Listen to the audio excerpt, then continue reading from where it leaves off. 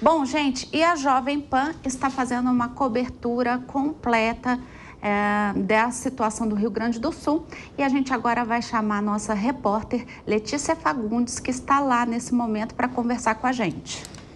Olá, Letícia, boa tarde. Olá, pessoal, boa tarde a vocês aí do estúdio, boa tarde, Brasil. Realmente há uma situação aqui bem complicada, né? Voltou a chover muito forte, ontem também, nesse exato momento está chovendo aqui na minha frente demais. Então, assim, o que acontece? Hoje pela manhã eu estive, né, em loco, num protesto dos moradores do bairro Vicentina, aqui da cidade de São Leopoldo. E alguns moradores da linha de frente que estão lá representando, né, esse bairro que fica numa margem da cidade, um bairro mais vulnerável, a Eliane Pôncio, o Everton, comentaram comigo, né, sobre situações, me deram entrevista hoje pela manhã, situações que estão ocorrendo assim, com certo descaso para eles que estão nessas áreas mais afetadas, porque a região central está mais cuidada, essa é toda a verdade, né, que eu tenho visto nas cidades, e essa é a fala deles. Então, esse manifesto foi de uma forma bem civilizada, né? Não teve nenhum tipo de...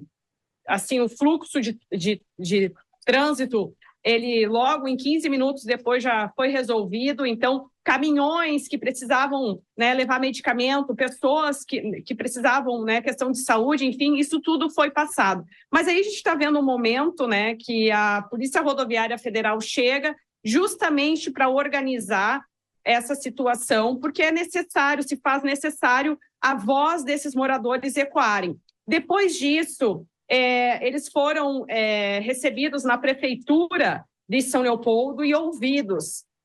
E lá, né, ficou, assim, de certa maneira, combinado que a prefeitura ia dar um pouco mais de atenção, né, principalmente essa questão de estrutura da casa deles, enfim. Nesse exato momento aí, um caminhão tentou passar, né, um caminhão que falou que, inclusive, eu estava lá, falou que ia passar por cima, né, se não saíssem da frente. E essa, lembrando, não é a melhor forma, porque está todo mundo envolvido, se ajudando, né? Porque os caminhões aí estavam passando, né? Lembrando bem disso. Então, no final, até ali, o caminhoneiro falou: desculpa, eu realmente devia ter falado que é um SOS para passar, e deu tudo certo no final. Mas é importante deixar isso bem esclarecido, que o bairro Vicentina ainda tem muita casa embaixo da água aqui em São Leopoldo, e está bem, bem complicado. Não acabou. Esse negócio que está reconstruindo o Rio Grande do Sul não é bem assim.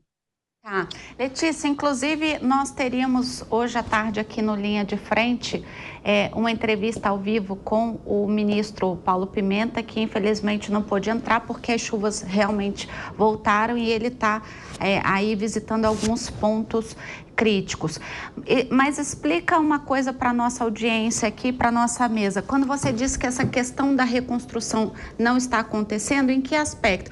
Nessa questão aí do conflito em São Leopoldo, como é que você entende que o prefeito pode já imediatamente apoiar essas pessoas, uma vez que a gente tem aí um completo abalo de todas as organizações, instituições e estruturas aí das cidades? Então, pessoal, estando em loco, né, lá conversando com os moradores, também eu entrevistei lá o pessoal da prefeitura, que num primeiro momento recebeu ali a gente, né? É importante que toda a administração pública escute, abra os ouvidos, né? Porque assim, o que aconteceu? Tem muita gente aí que serviu como voluntário, que na hora da dor, do corre, foi as pessoas que estavam lá, na linha de frente, porque o município não tinha braço suficiente, mão humana suficiente para apoiar tudo isso. Isso é uma realidade, né? O município não tinha para 180 mil pessoas afetadas, de 220 mil habitantes aqui do município, tantos braços para conseguir. Então, teve muita mão voluntária, e principalmente dessas pessoas que estão aí aparecendo no vídeo.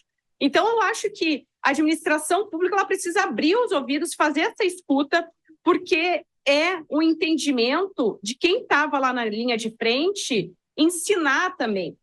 quem estava lá aprendeu muito. Isso aqui é uma coisa que a gente não viveu antes. Então, falar sobre regras por questões de poder, eu tenho um pouco mais de poder, eu dito as regras, não é bem por aí nesse momento. A gente precisa abrir os ouvidos para os moradores, para as pessoas voluntárias, ter esse entendimento do sofrimento deles. Faz muito frio aqui, muitos não conseguiram voltar ao trabalho deles ainda por questões também de saúde psicológica. Tem gente que perdeu o parente, né? Tem gente que, poxa, imagina perder toda a tua casa, não ter uma roupa para ir trabalhar, tu não está bem alimentado. Então, assim, tudo isso faz parte de um movimento de escuta. São muitas opiniões válidas, né? Mas agora é o momento de sentar realmente e perguntar o que esse povo realmente precisa e por onde pode se caminhar dentro da estrutura que o município tem e os outros municípios do interior, porque o interior do estado do Rio Grande do Sul não é a capital, né? A gente realmente precisa de uma atenção com relação ao financeiro do governo federal um pouco maior, viu? Você tocou num ponto importante. A gente realmente aqui teve a notícia de que muitas empresas, inclusive, têm obrigado alguns funcionários a voltarem ao trabalho, né? E como você bem pontuou, as pessoas não têm a menor condição, principalmente psicológica e emocional, para voltar ao trabalho agora aí, né? Perderam parentes, perderam suas casas, perderam sua história, né? Além de, obviamente, estarem com frio, passando fome, etc.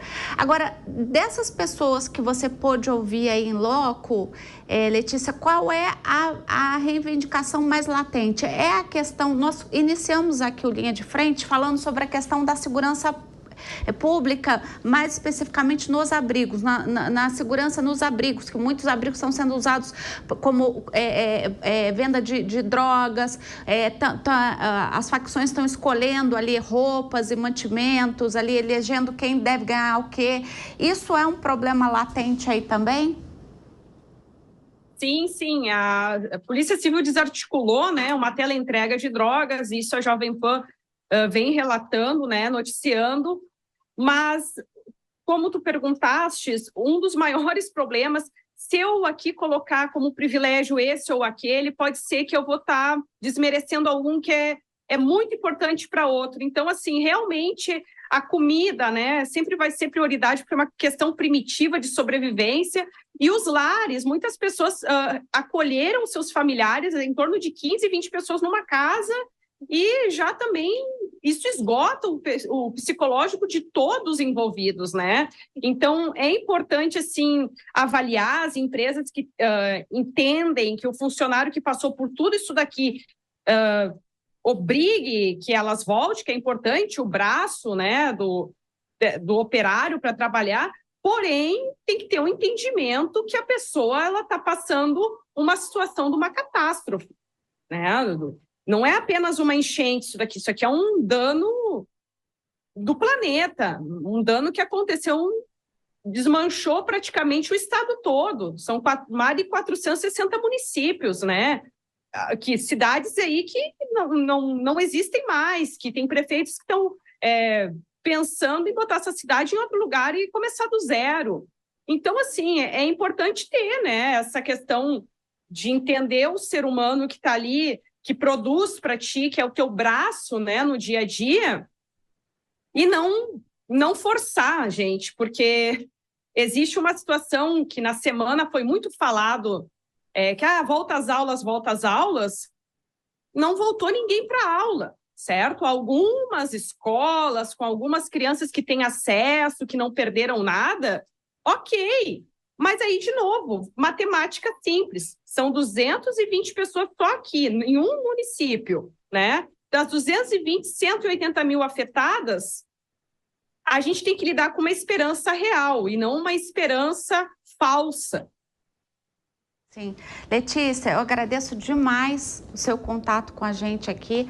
Seguimos em oração e desejando que isso tudo passe rápido e que todos consigam reconstruir suas casas, retomar suas vidas com o apoio de todo o Brasil, viu? Muito obrigada. Boa tarde. Triste, né, gente?